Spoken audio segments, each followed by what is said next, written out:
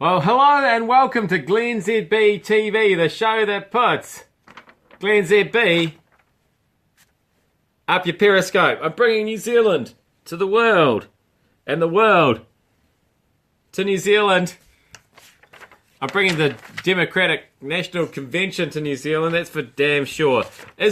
I'm worried about Hillary and the way her relationship with emails. Because there are striking similarities between the way Hillary obviously deals with her emails and the way my mum deals with her emails. And that is, Mum keeps saying to me things like, how do I save that photo into my photos? And I say, Mum, when in doubt, right click. And a list of choices will come up of things that you can do. And just choose one of those things. Save it as, Again, people want to know whether I am Walter White or Heisenberg or any of those characters from Breaking Bad.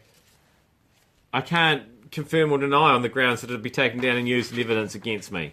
Anyway, back to Hillary. I just don't understand why she didn't right-click on the emails more often. So, right-click, top secret, right-click, we said nasty things about Bernie Sanders, delete. You know what I mean? I just don't know.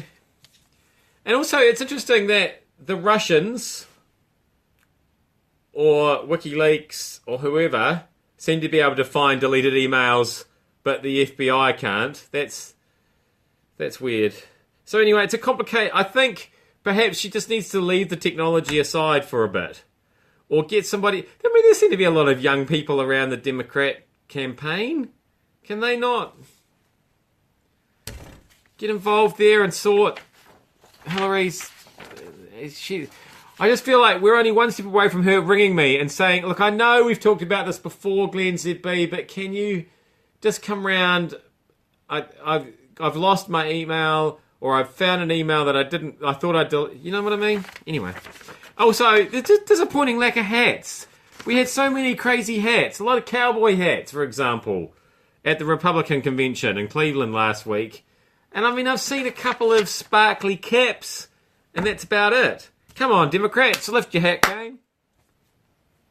Now, exciting, isn't it, that we've got Captain Picard, who last time I saw a Captain Picard, he was in charge of the USS Enterprise.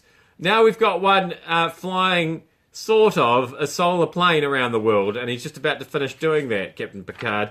So, yeah, boringly going where no man has gone before or really wanted to, I think. Because it's taken a bloody long time, hasn't it? Let's be honest. So, Captain Picard, you've really... And I haven't heard him say, engage, either, to get the solar plane going, so that's disappointing as well. That's been an anticlimax, that Solar Pulse 2. I'm not quite sure what happened to Solar Pulse 1. Is it still going? Did he lap it? I don't know. And finally, I wanted to fit this in yesterday, but there wasn't time. I've got genuine tie concerns with the leader of this country, John Key. Here's the ensemble I saw him wearing on television yesterday. So what you've got there is, it appears the leader of our country is actually wearing a pink shirt. Now, that's okay. I guess that's okay.